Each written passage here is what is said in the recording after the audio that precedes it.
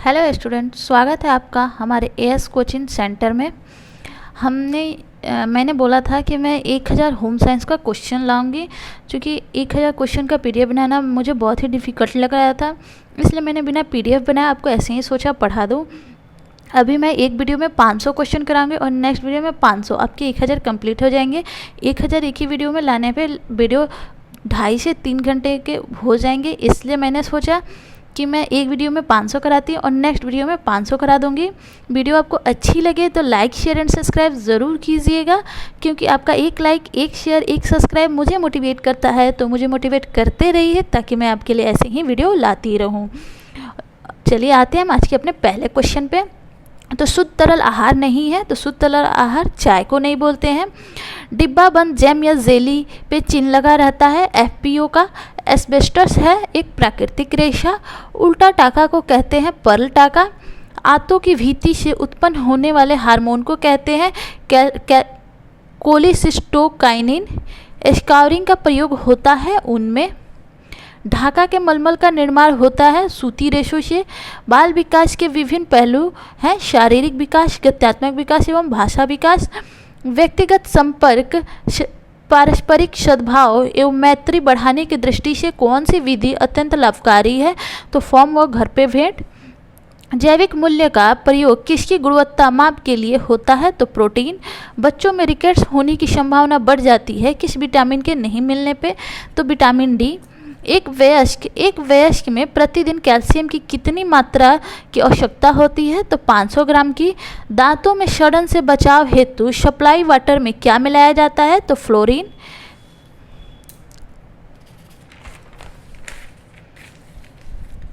Next question पे आते हैं।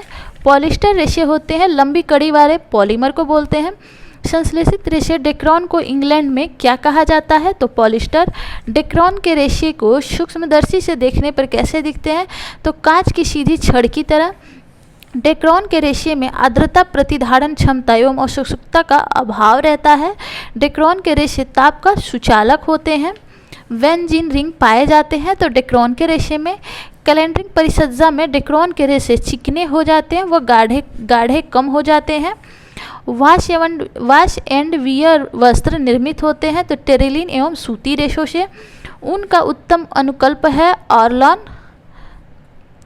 एस्बेस्टस की सूक्ष्मदर्शी संरचना होती है तो सीधे, लंबे व सुई के आकार जैसा। पॉलिस्टर के रेशे घुलनशील है मेटाक्रेसोल में। कृत्रिम रेशम किसे कहते हैं? रेयॉन को। ताप सुन्नम पॉलीमर रसायन से निर्मित होते हैं, इन्हें क्या कहा जाता है? तो कृत्रिम रेशा। सबसे पहले नायलॉन के रेशे का निर्माण किया था कैरोथस ने। नायलॉन के धागे की बारीकी का मूल्यांकन किया जाता है डेनियार में। नायलॉन के अनुप्रस्थ काट को सूक्ष्मदर्शी से देखने पे गोल, छोटे व चित्तीदार दिखाई देते हैं।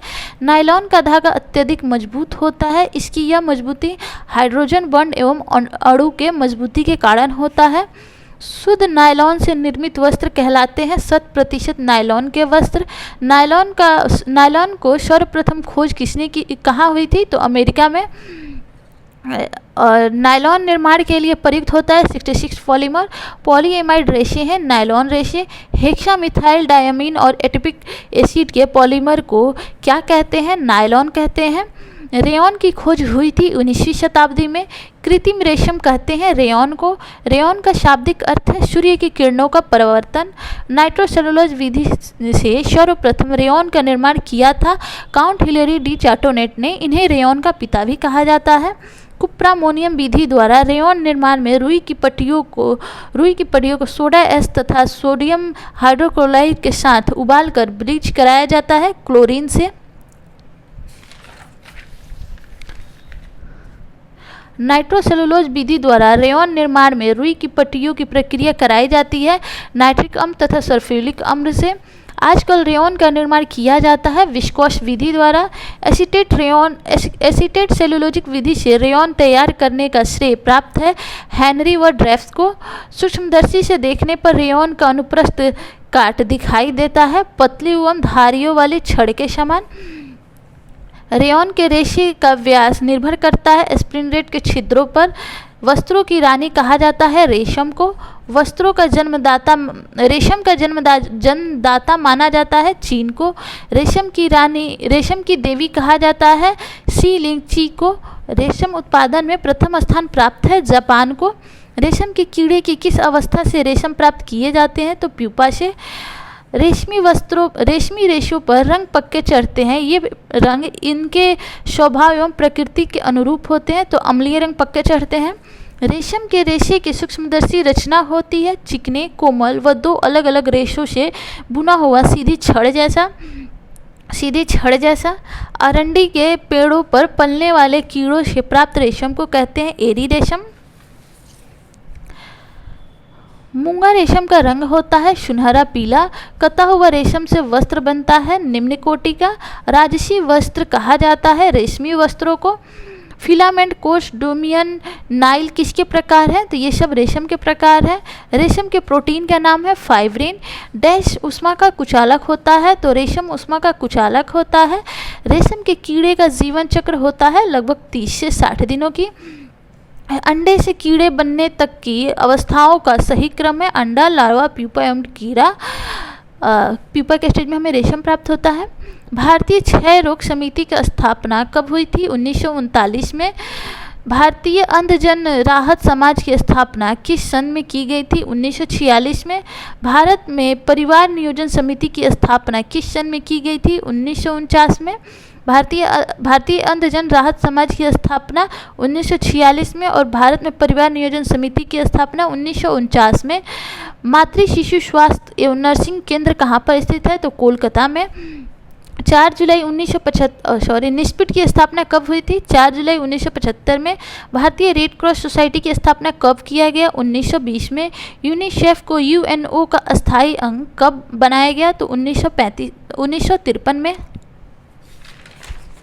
मैं कहीं भी नहीं रुक रही हूँ क्योंकि वीडियो ज़्यादा लंबा ना हो और आपका कम समय लगे, आप कम समय में अच्छी तैयारी कर लें, एक अच्छा रिवीजन कर लें, इसलिए मैं कहीं नहीं रुक रही। वीडियो अच्छी लगे तो please like, share and subscribe ज़रूर कीजिएगा। इससे पहले मैं ये सारे क्वेश्चन 100 करके करवा चुकी हूँ समझा के, इसलिए मैं अभी बस लाइन बाय लाइन पढ़ती जा रही हूँ ताकि आपका कम समय में अच्छा रिवीजन हो जाए। निस्पिट का संचालन किसके द्वारा किया जाता है? तो महिला एवं बाल विकास विभाग द्वारा। विस्तृत प्रतिरक्षण कार्यक्रम किस सन में चलाया गया? तो सन 1974 में। राष्ट्रीय क्षय रोग संस्थान ने किस सन में क्षय रोग निदान हेतु राष्ट्रीय क्षय रोग कार्यक्रम चलाया? तो सन 1962 में। निप्सिड संस्था किस मंत्रालय के अधीन कार्य करता है? तो मानव संसाधन विकास मंत्रालय के अधीन। पेनिसिलिन फैक्ट्री कहाँ पर है? तो पिंपरी में है।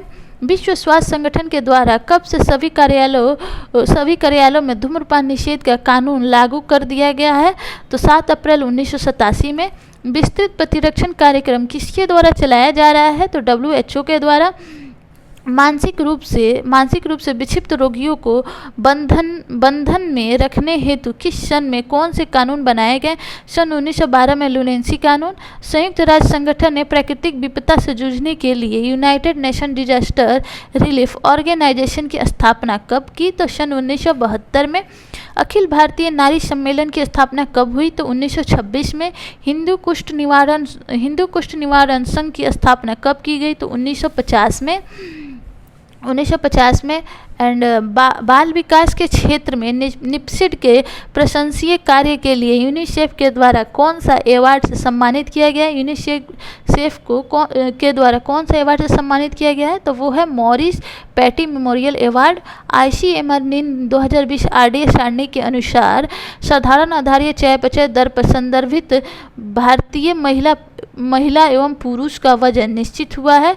तो 65 kg पुरुष एवं 65 kg पुरुष एवं 55 kg महिला। संदर्भित यहाँ पे मैंने ये वीडियो ऑलरेडी समझा के बता चुका है, इसलिए भी जल्दी में चल रही हूँ। संदर्भित आयु यहाँ पे बता देती हूँ। संदर्भित आयु RDA 2020 के अनुसार रखा गया है 19 से 39। इससे पहले रखा गया था इससे पहले 19 से 39 रखा गया था, अभी 18 से 39 रखा गया है। नेक्स्ट क्वेश्चन है, क्रिटिनिज्म किसकी कमी से होता है? तो आयोडीन की कमी से होता है। खनिज लवण हमारे शरीर के कितने प्रतिशत भाग बनाते हैं? तो 4%। मायोग्लोबिन के रूप में हमारे शरीर में आयरन उपस्थित है 3 से 4%। रक्त में कैल्शियम सामान्य से कम मात्रा में होती है, तो इस दशा को क्या कहते हैं? तो हाइपोकैल्सीमिया कहते हैं। ऊर्जा मापने की अंतर्राष्ट्रीय इकाई है तो जूल है। जरा सी चोट से हड्डी का टूट जाना ऑस्टियोमलेशिया में होता है, ये विटामिन डी की कमी से होता है। थायरॉक्सिन हार्मोन डैश युक्त प्रोटीन होता है, तो आयोडीन युक्त प्रोटीन होता है। कोबाल्ट के अत्यधिक सेवन से शरीर में एक विशेष प्रकार की स्थिति उत्पन्न हो जाती है जिसे कहते हैं पॉलीसाइमिया।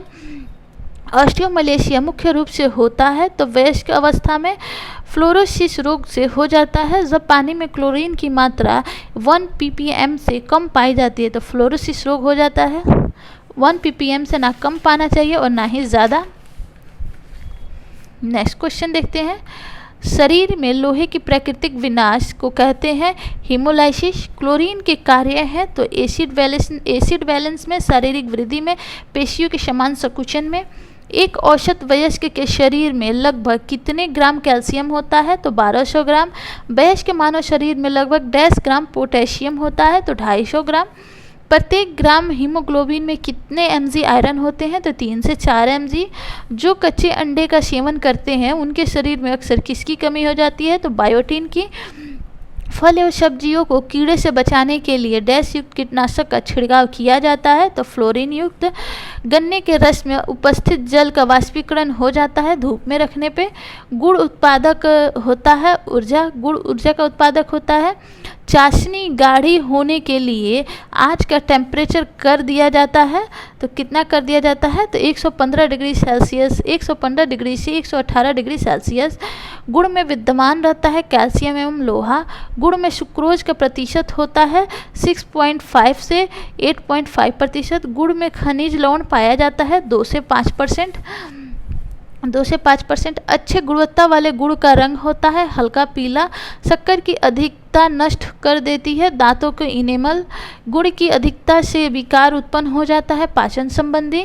सैकरीन को गिना जाता है कार्बोहाइड्रेट की श्रेणी में। वक्र रेखा प्रदर्शित करती है प्रसन्नता, आनंद एवं सौंदर्य। रेयॉन में चमक को कम करने के लिए कौन सा केमिकल प्रयोग करते हैं? तो टिटेनियम डाइऑक्साइड। डाकघर में आवर्ती जमा खाता कितने वर्षों के लिए खोला जाता है? तो 5 वर्षों के लिए। पारिवारिक बजट को प्रभावित करते हैं आत्मनियंत्रण, दूरदर्शिता एवं मितव्ययिता। डिलस्टिंग प्रोसेस किस रेशे में करते हैं? तो रेयॉन में। डिलस्टिंग प्रोसेस में कौन सा केमिकल प्रयोग होता है? तो टिटेनियम डाइऑक्साइड का। भूमि पैदावारी के बदले मिलने वाली आय क्या कहलाती है? तो लगान। स्पॉन से तात्पर्य है छोटा रेशा या फिर कटा हुआ रेशा। फूलों की व्यवस्था का उद्देश्य चारों ओर खुशी, जीवन और सौंदर्य भरना है, यह किसने कहा है? तो डॉक्टर एच रट ने कहा है। वसा के इमल्सन का प्रयोग अन्य शीरीय पोषण के लिए सबसे पहले किस देश में किया गया था? तो वो था जापान।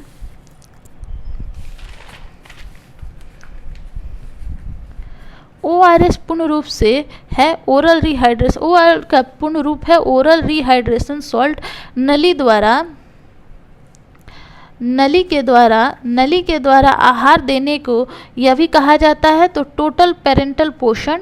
नली के द्वारा आहार जो दिया जाता है उसे टोटल पेरेंटल पोषण कहा जाता है। डैश के रोगियों को प्रोटीन युक्त आहार देने से मना किया जाता है गुर्दे की बीमारी में। रक्त में किस चीज़ की मात्रा अधिक होने पर मधुमेह हो जाता है? तो ग्लूकोज।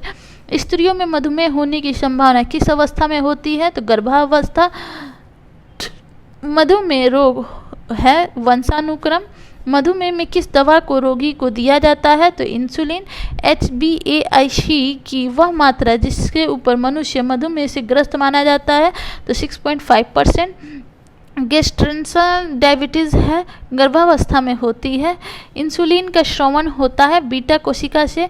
मधुमेह के रोगी को इनमें से कौन सा आहार देना चाहिए? तो निम्न कैलोरी तथा उच्च प्रोटीन। इंसुलिन हार्मोन से डैश होता है तो रक्त शर्करा घटती है। डायबिटीज मेलिटस हो जाता है तो इंसुलिन के कम श्रावण के कारण। बढ़ती आयु के साथ साथ कमजोर होता चला जाता है तो धमनियाँ। नेक्स्ट है कि एक स्त्री का रक्तचाप एक सामान्य आदमी के तुलना में थोड़ा कम होता है। कैंपेनर का चावल युक्त आहार किस रोग में दिया जाता है? तो उच्च रक्तचाप में। एक स्वस्थ व्यक्ति का रक्तचाप होता है तो 120/80 mmHg। ब्लड प्रेशर, हृदय ब्लड प्यूरिफायर, हृदय टॉनिक किस भोज्य पदार्थ को कहा जाता है? तो बथुआ को। शैशवावस्था में रक्तचाप होता है 60/90 mmHg। कोलेस्ट्रॉल में इम्यूनोग्लोबिन्स की मात्रा दूध की अपेक्षा डैश होती है तो अधिक होती है। कोलेस्ट्रॉल में पाया जाता है प्रोटीन एवं विटामिन ए। माता के दूध में कौन सा प्रोटीन पाया जाता है जो लौह तत्व को बांधने का कार्य करता है? तो लैक्टोफेरिन। बच्चों के जन्म के बाद शुरू के 2-3 दिनों तक माँ के स्तन से गाढ़ा पीला पदार्थ निकलता है जिसे कहते हैं कोलेस्ट्रॉल। लिम्फाइड कोशिका सबसे ज़्यादा पाई जाती है तो माँ के दूध में। माता के दूध में मिथ्योनिन की मात्रा पाई जाती है तो अल्प मात्रा में। माता के दूध के अतिरिक्त जो अन्य दूध शिशु को पिलाया जाता है उसे कहते हैं फॉर्मूला। नेक्स्ट देखते हैं, माता के दूध में केसीन और लैक्टोबिलिन का अनुपात होता है 1:1। सबसे अधिक लैक्टोज की मात्रा पाया जाता है माँ के दूध में 7.0। खाद्य संरक्षण की किस विधि में एंजाइम विकृत हो जाती है? तो निर्जलीकरण में। प्रति 100 ग्राम माँ के दूध में प्रोटीन की मात्रा होती है तो 1.1 ग्राम। हीटिंग तकनीक के माध्यम से भोजन को संरक्षित करने वाली विधि का नाम बताएं? तो कैनिंग है। वह परीक्षण जो टमाटर सॉस को तैयार करने में प्रयोग होता है सोडियम बेंजोएट है। उपभोक्ता संरक्षण अधिनियम 1986 का प्रारंभ और विस्तार हुआ। इसका विस्तार जम्मू एवं कश्मीर राज्य के अतिरिक्त संपूर्ण भारत में हुआ था। खाद्य मिलावट की रोकथाम अधिनियम वर्ष डैश पारित किया गया तो 1954 में पारित किया गया। बाल्टिंग पेपर की मिलावट की जाती है तो घी में। मिलावट भोज्य पदार्थों को पहचानने की भौतिक विधि कौन सी है? तो ईथर जांच एवं सूक्ष्मदर्शी द्वारा। शरीर के तापक्रम को नियंत्रित करने के लिए केंद्र बिंदु कहाँ होते हैं? तो मस्तिष्क में होते हैं। क्षय रोग को कहते हैं टीबी।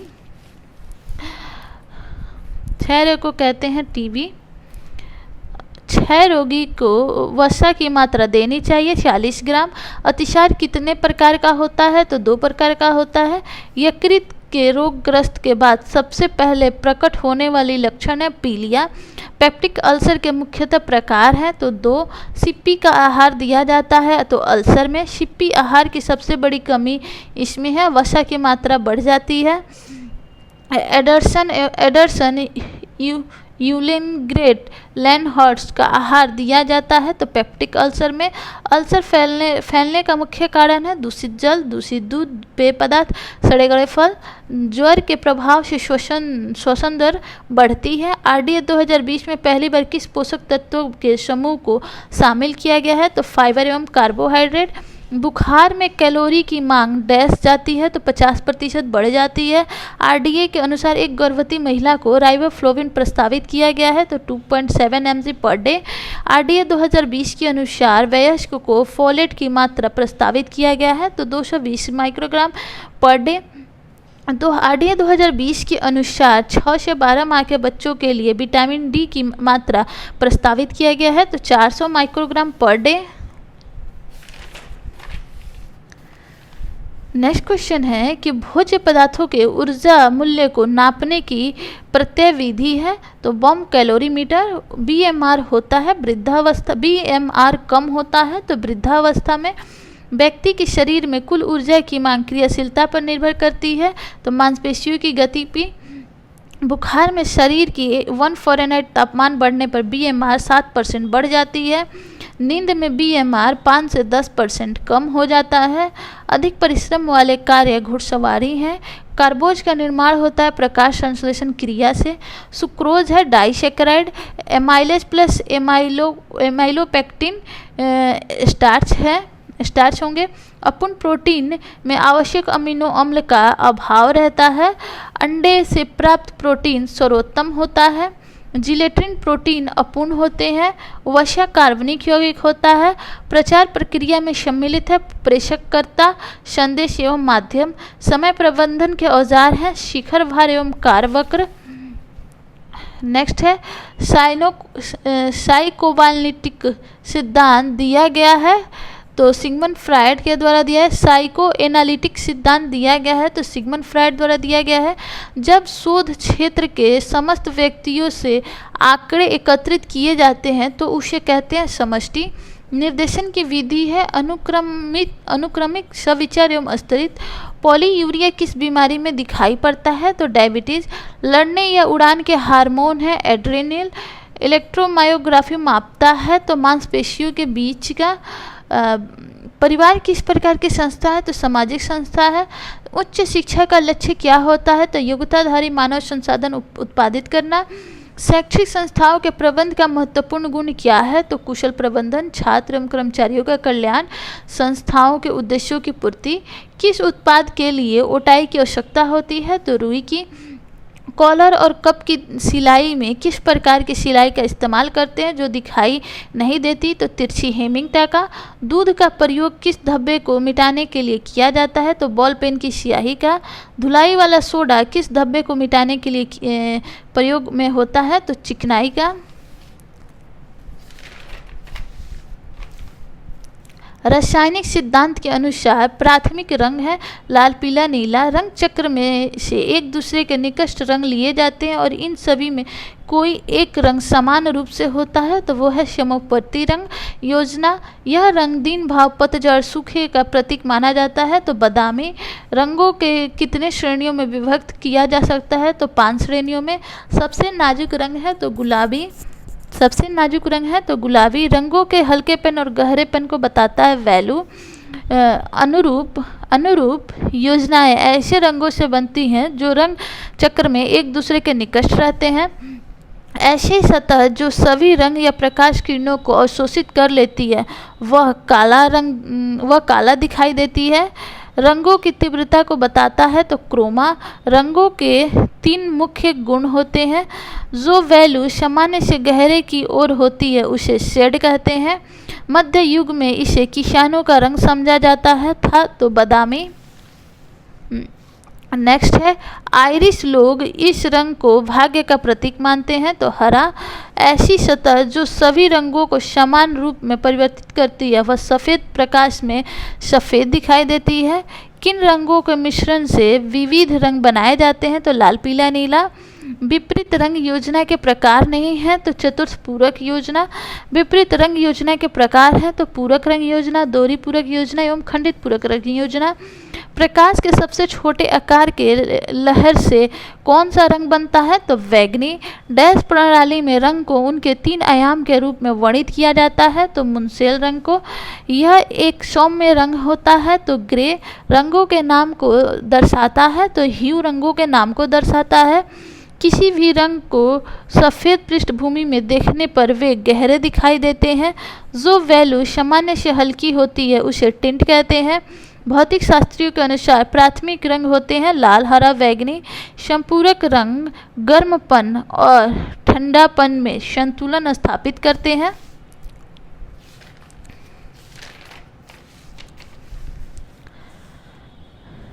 पिगमेंट रंग सिद्धांत में मूल रंग है लाल, पीला, नीला।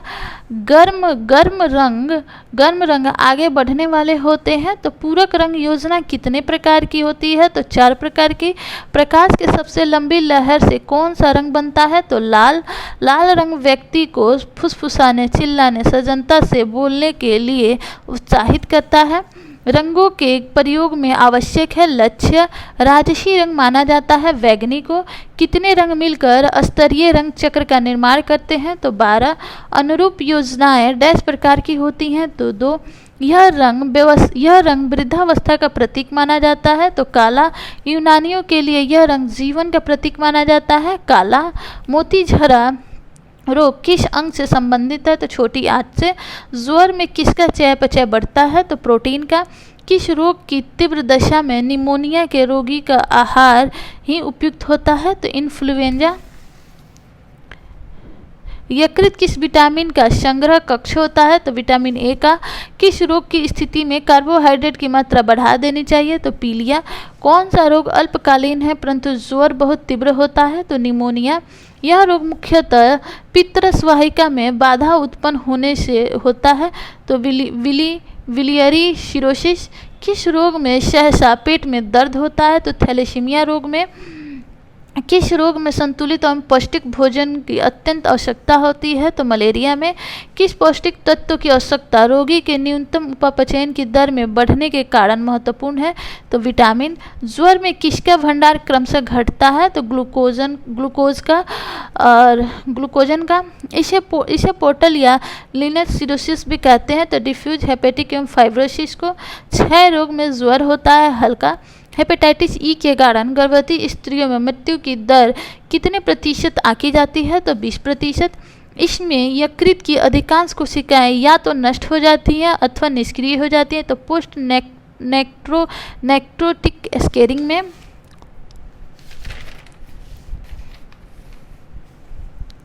पैंक्रियाज के रोगों में कितने शोध होते हैं? तो 2। यकृत में विटामिन संग्रहित किए जाते हैं, सत्य है।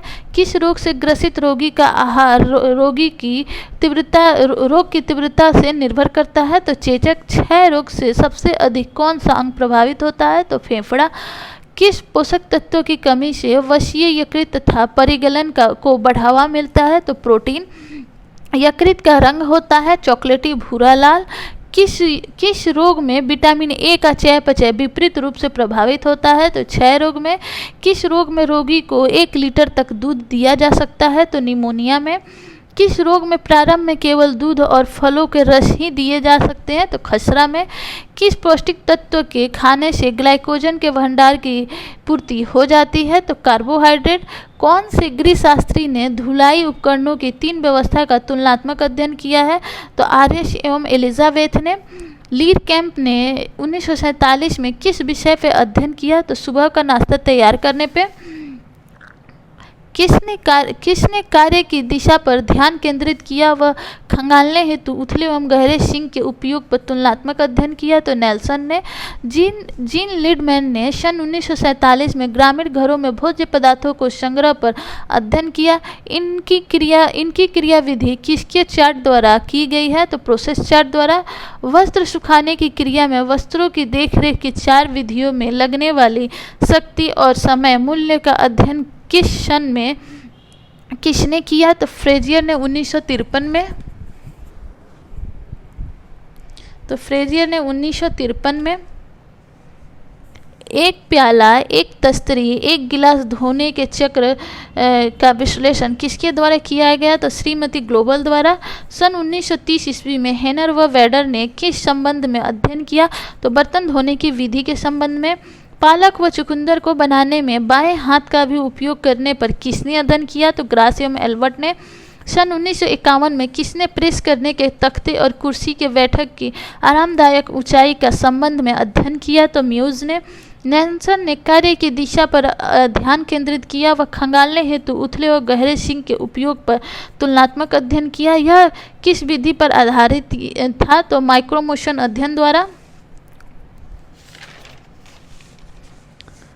नेक्स्ट है थर्स्टन का बुद्धिस्ट सिद्धांत जाना जाता है? तो समूह कारक सिद्धांत से। एक 16 वर्ष का किशोर की मानसिक आयु 15 वर्ष है तो वह किस श्रेणी में आएगा? तो औसत। थॉर्नडाइक के अनुसार बुद्धि के 3 प्रकार हैं, अमूर्त, यांत्रिक एवं सामाजिक। किसी कार्य की विशिष्ट क्षमता को क्या कहते हैं? तो अभियोग्यता कहते हैं। व्यवहारिक बुद्धि को कहा जाता है तो मूर्त बुद्धि। व्यक्तित्व जन्मजात एवं अर्जित प्रवृत्तियों का योग है, यह कथन है वैलेंटाइन का। सूक्ष्म समस्याओं को चिंतन मनन के द्वारा हल करने का कार्य किस बुद्धि का है? तो अमूर्त का है। बुद्धि लब्धि आईक्यू शब्द का उपयोग सर्वप्रथम किसने किया? तो टर्मन ने। बुद्धि परीक्षणों का जन्मदाता किसे कहा जाता है? तो विनय को। पुरुष स्त्रियों की अपेक्षा ज़्यादा बुद्धिमान होते हैं, यह कथन है लैंगिक पूर्वाग्रह को प्रदर्शित करता है। अमूर्त बुद्धि व्यक्ति की मदद करता है समस्या सुलझाने में। सुगम जीवन रेशा है नायलॉन। 2 और पहनों के श्रेष्ठ गुण से किस रेशे को विभूषित किया गया है? तो ताप सुमन्य रेशे को। नायलॉन की खोज का श्रेय किसे जाता है? कैरेथस को। नायलॉन का खोज का श्रेय रखने वाले वैज्ञानिक वेसस क्लोथस थे, रसायन शास्त्री। पॉलीमर नामक रसायन का आविष्कार 1929 में हुआ था। पॉलीमराइजेशन का अर्थ है अणुओं का श्रृंखलाबद्ध एकत्रीकरण। हेक्सामेथिलीन डाइअमीन तथा एपेडिक अम्ल को मिलाकर जो पॉलीमर बना सर्वप्रथम कब बना? तो 1935 में बना। सन 1935 में बनाए गए पॉलीमर में कार्बन के कितने अणु शामिल थे? 6। पॉलीमर 66 को नायलॉन नाम कब दिया गया? तो 1938 में। सन 1940 में नायलॉन से निर्मित होने वाले कौन से वस्त्र बाजार में आए? तो होजरी वस्त्र। नायलॉन रेशे के निर्माण में शामिल है रसायन कौन से? नायलॉन रेशे के निर्माण में शामिल रसायन है तो कार्बन, हाइड्रोजन एवं ऑक्सीजन। नायलॉन का प्रकार निर्मित होने वाले तत्वों के डैश पर निर्भर करता है तो अनुपात पर। नायलॉन का फ्लेक्स होता है तो रिबन के छोटे छोटे टुकड़े। नायलॉन के रेशे के निर्माण के लिए स्पिन रेट पर डालते हैं तो गाढ़े गोल घोल को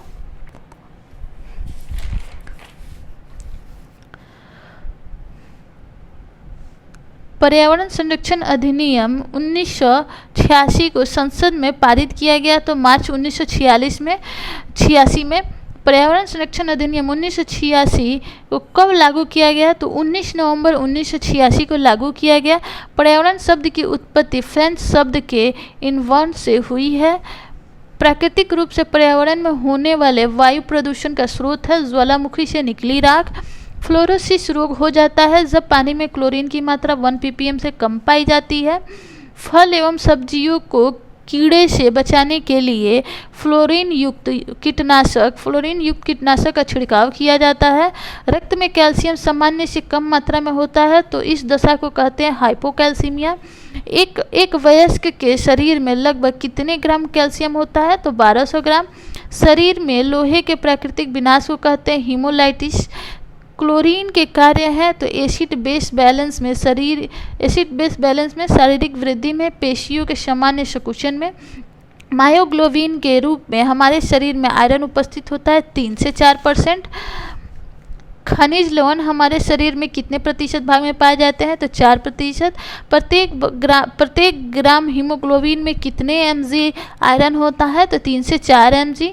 वयस्क मानव शरीर में लगभग डैश पोटेशियम होता है 250 ग्राम। वयस्क मानव शरीर में लगभग 250 ग्राम पोटेशियम होता है। जरा सी चोट से हड्डी का टूट जाना ऑस्टियोमलेशिया में होता है। ऑस्टियोमलेशिया मुख्य रूप से वयस्क अवस्था में होता है। थायरॉक्सिन हार्मोन आयोडीन युक्त प्रोटीन होता है। मुख्यतः किसकी कमी से क्रिटिनिज्म होता है? तो आयोडीन की कमी से। जो कच्चे अंडे का सेवन करते हैं उनके शरीर में बायोटीन की कमी हो जाती है। कोबाल्ट के अत्यधिक सेवन से शरीर में एक विशेष प्रकार की स्थिति उत्पन्न हो जाती है जिसे पॉलीसाइमिया कहते हैं। उंगली और कलाई पर प्रयोग की जाती है साधारण चक्राकार पट्टी। साधारणतः लंबी पट्टियों की लंबाई होती है 1.5 मीटर से 10 मीटर। कोहिनी की पट्टी बांधते समय हाथ को किस कोण पर मोड़ा जाता है? तो 90 डिग्री के। कोहिनी की चोट पर कितनी तिकोनी पट्टी का प्रयोग किया जाता है? तो 2। जबड़े की चोट पर कौन सी पट्टी का प्रयोग किया जाता है? तो तिकोनी एवं लंबी। पट्टियों को बांधने में कौन सी गांठ का प्रयोग ली जाती है? तो ग्रेनी गांठ एवं रीफ गांठ। किस समतल मेज पर तिकोनी पट्टी को रखकर पट्टी के शीर्ष को मोड़ना चाहिए? तो चौड़ी पट्टी। तिकोनी पट्टी को मुख्य रूप से कितने प्रकार से प्रयोग किया जा सकता है? तो 3 प्रकार से। तिकोनी पट्टी होती है तिकोने आकार का मार्किन, मजबूत कपड़ा। गर्म पानी का सेक देने वाले पट्टी का प्रकार होता है गीली पट्टी।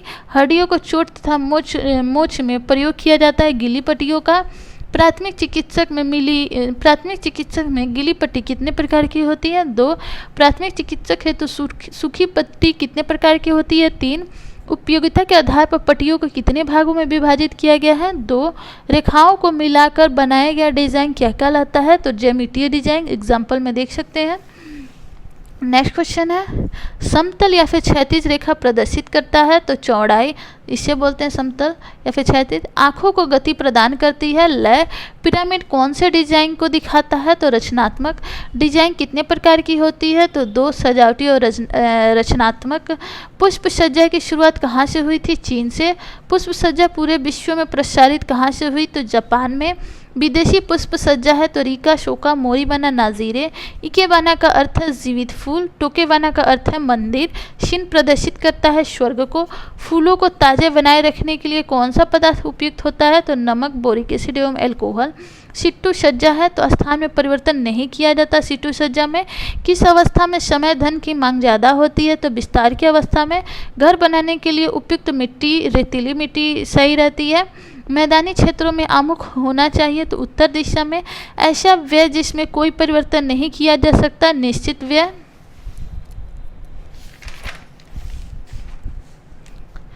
बैंक खाता जिसमें जमा की गई राशि पर ब्याज नहीं मिलता है तो चालू खाता।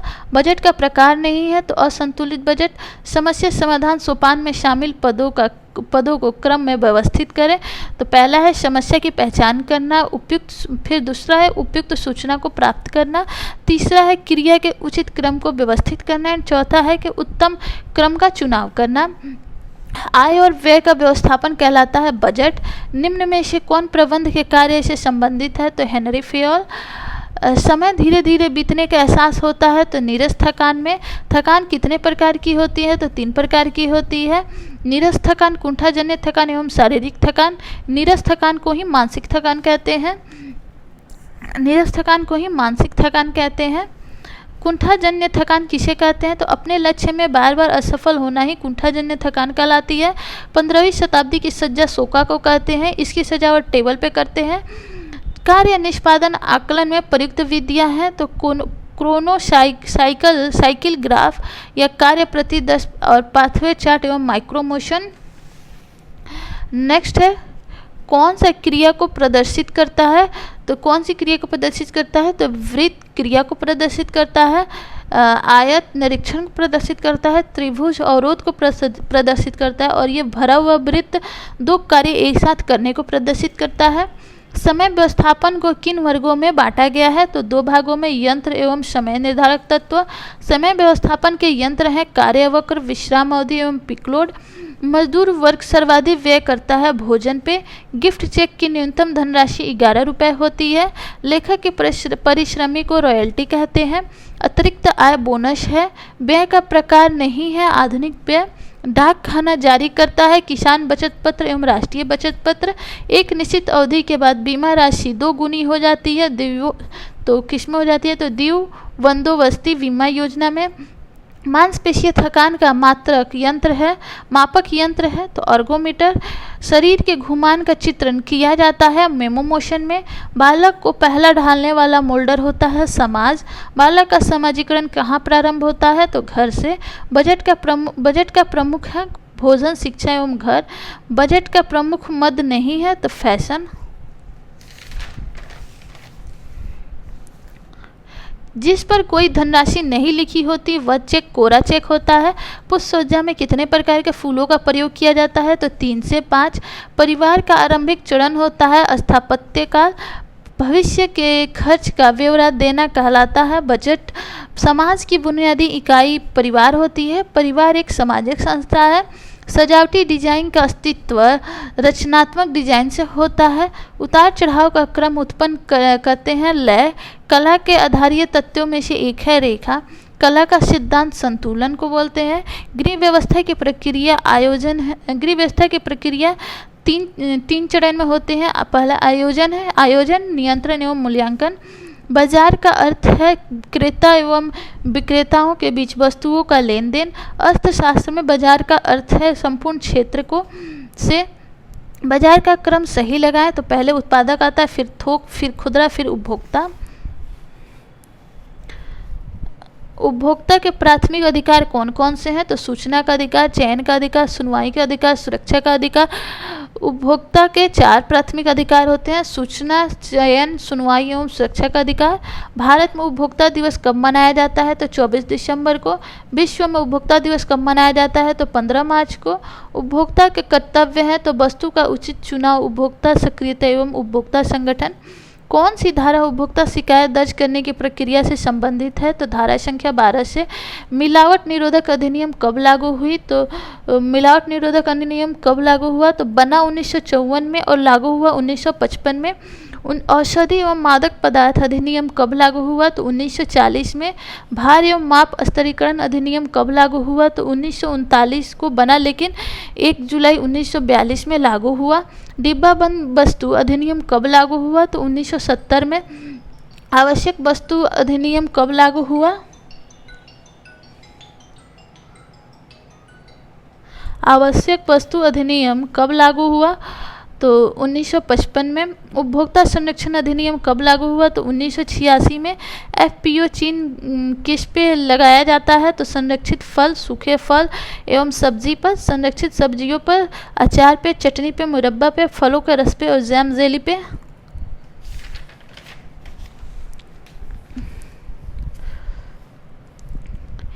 1 इंच कितने सेंटीमीटर के बराबर होता है? तो 2.5 सेंटीमीटर के बराबर होता है। 12 इंच में कितना फीट होता है? तो 1 फीट होता है। 3 फीट में कितने यार्ड होते हैं? तो 1 यार्ड के बराबर होता है। उनको यार्ड में मापते हैं। खेतों को मापने की इकाइयों में कौन कौन से आते हैं? तो स्क्वायर फीट आता है, स्क्वायर यार्ड आता है और स्क्वायर माइल्स आता है। सेंटीमीटर मात्रक है तो मात्रा का 1 सेंटीमीटर बराबर कितना होता है? तो 10 ml। भार मापने की इकाई है तो ग्राम, किलो, क्विंटल एवं टन में। जिला मंच पर कितने की शिकायत दर्ज की जाती है? तो 20 लाख के अंदर। राज्य आयोग पर कितने की धनराशि तक शिकायत दर्ज की जा सकती है? तो 20 लाख से ऊपर एवं 1 करोड़ के अंदर। राष्ट्रीय आयोग पर कितने धनराशि तक शिकायत दर्ज की जा सकती है? तो 1 करोड़ से अधिक पर। उपभोक्ता शिकायत दर्ज करने की अधिक अवधि कितनी होती है? तो 1 माह के अंदर। पोषण मानव जीवन की आवश्यकता है तो प्राथमिक। रेशमी कपड़ों को किस विधि से धोया जाता है? तो हल्के दबाव से। सब्जियों एवं फलों के पकाने की क्रिया के लिए निम्न में से कौन जिम्मेदार है? तो एंजाइम। नेक्स्ट है कि स्पॉन कप, गुलबंद एवं कॉलर धोए जाते हैं तो ब्रश से। महिलाओं में हार्ट अटैक की संभावना की स्थिति किस उम्र में अधिक हो जाती है? तो 45 वर्ष के बाद। निन का मुख्यालय कहाँ है? तो हैदराबाद में। रेशमी और ऊनी कपड़ों को इस्त्री करने से पहले हल्का सूखा रखा जाता है। अंगूर में प्रचुर मात्रा में पाया जाता है तो बीटा कैरोटीन, विटामिन सी।